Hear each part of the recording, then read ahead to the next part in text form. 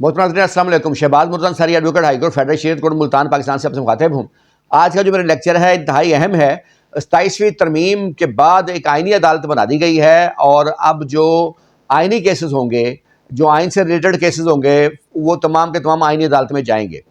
अच्छा, उसमें मसला ये आ गया कि ये जो फैमिली मैटर्स थे या जो रेंट मैटर्स थे, इनमें भी निगरानी प्रोवाइड नहीं की गई थी। लिहाजा अपील के बाद जो लॉयर्स हम लोग जो थे वो हाई कोर्ट में रिट पिटिशन ही दायर करते थे आर्टिकल 199 आईन पाकिस्तान 1973 के तहत।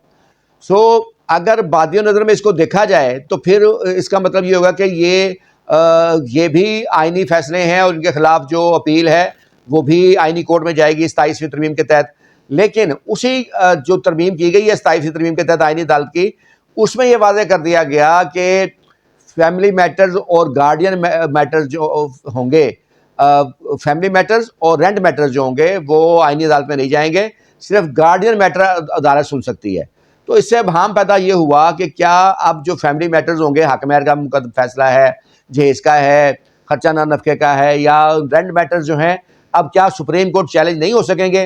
तो इसी तरह एक जो रेंट मैटर है वो सुप्रीम कोर्ट चैलेंज किया गया, तो उस पर ऑफिस ने ऑब्जेक्शन लगा दिया कि 27वीं तरमीम के बाद जो है ये अब सुप्रीम को अब ये सिर्फ ये जो रेंट मैटर है ये नहीं सुना जा सकता, क्योंकि ये अब आइनी अदालत के इख्तियार जो है आइनी कोर्ट को है, वो अलग से बन चुकी है। लेकिन उसमें मना कर दिया गया है कि रेंट मैटर्स, फैमिली मैटर्स वहाँ नहीं जाएंगे, तो इसलिए आम सुप्रीम कोर्ट इसको नहीं सुन सकती।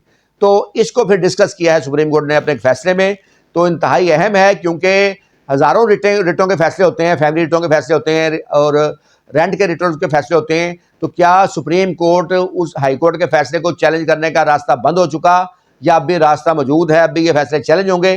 तो ये मेरा पूरा लेक्चर सुनना है आप लोगों ने। और अगर आप लोगों ने अब तक मेरे YouTube channel Shahbaz Murtaza Ansari advocate को सब्सक्राइब नहीं किया तो काइंडली सब्सक्राइब करें, लाइक करें, दोस्तों में शेयर कर दिया करें, ताकि उनको मेरी वीडियोज़ मिलती रहे। मैं कोशिश करता हूँ कि लेटेस्ट जजमेंट जो हों उनसे आप लोगों को आगाह कर सकूँ। अच्छा जी, ये मामला जो है, सबसे पहले तो देखते हैं कि सुप्रीम कोर्ट को जो अख्तियार है वो किस कानून के तहत अख्तियार हासिल था। पहले जो हाई कोर्ट के फैसले को के खिलाफ लीव टू अपील सुनने का, वो पहले क्या सूरत हाल थी, पहले वो देख लेते हैं जनाब। ये 185 सबसेक्शन 3 है और ये मैं पढ़ देता हूँ। An appeal to the Supreme Court from a judgment, decree, order or sentence of a High Court in case to which Clause 2 does not apply shall lie only if the Supreme Court grants leave to appeal।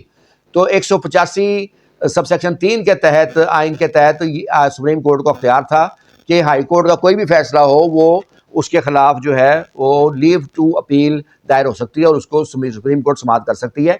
अगर leave to appeal मंजूर होती है तो फिर main case भी decide हो सकता है। तो ये पहले से लॉ मौजूद था, लेकिन अभी जो अमेंडमेंट की गई है 175 F1C के तहत जो आइनी अदालत बनाई गई है, उसमें ख़ास तौर पर मना कर दी। एक तो ये कह दिया गया है तमाम केसेस आइनी अदालत सुनेंगी जो आइनी मुकदमात होंगे, और फिर इसमें ख़ास तौर पर मना कर दिया गया फैमिली मुकदमात पे और रेंट मुकदमात की बाबत। मैं वो लॉ भी आपके सामने पेश कर देता हूँ, पढ़ लेते हैं। Provided that no appeal shall lie against a judgment or an order of a high court made under Article 199 in a case which relates to rent and family except guardianship and such other matters as may be determined by law।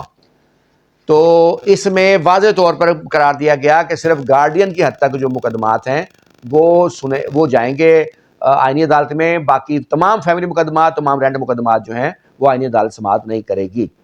तो अभी recently फिर एक मुकदमा जो है supreme court में दायर हुआ रेंट मैटर के खिलाफ। उस पर ऑफिस ने एतराज़ लगा दिया इसी नए तरमीम के तहत कि अब सुप्रीम कोर्ट को अख्तियार नहीं है, क्योंकि आम सुप्रीम कोर्ट को वैसे आइनी केसों का अख्तियार नहीं है, और आइनी अदालत जो है वो मना कर दिया गया कि रेंट मैटर और फैमिली मैटर नहीं सुन सकते सिवाय गार्डियन केस के।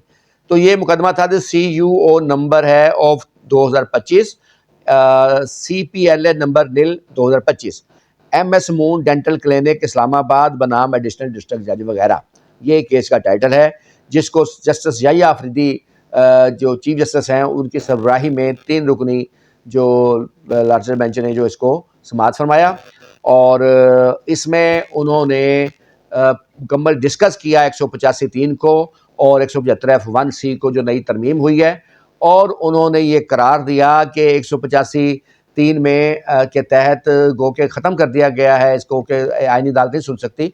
लेकिन 175F1C में चूँकि ये करार दिया गया कि आईनी अदालत नहीं सुन सकती ये मुकदमात, रेंट और फैमिली मुकदमात, लेकिन 185 सबसेक्शन 3 के तहत सुप्रीम कोर्ट का जो अपना बुनियादी इख्तियार मौजूद है वो मौजूद रहेगा।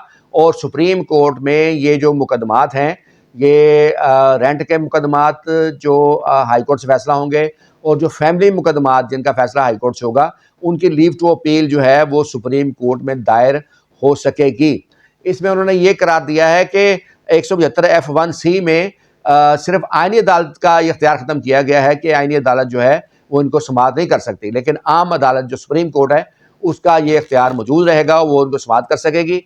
और इसमें सुप्रीम कोर्ट ने ये जो फैसला है सुप्रीम कोर्ट ने इस ये जो इतराज़ है ऑफिस का ये ख़त्म करके और इसको जो ऑफिस को हुक्म जारी फरमाया कि वो इसको बाकायदा जो मुकदमे को दायर सवर करें और सुप्रीम कोर्ट में इसकी समाअत हो।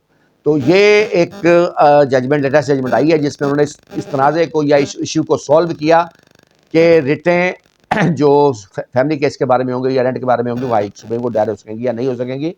तो ये एक सियासी अहम जो वीडियो थी। और एस&ए लॉ एसोसिएट्स की सर्विसेज पाकिस्तान के 49 शहरों में मौजूद है। आपका तल्लुक किसी भी शहर से हो आप हमारी सर्विस ले सकते हैं। हमारी कोशिश होती है कि क्लाइंट्स को बेहतरीन सर्विसेज दें।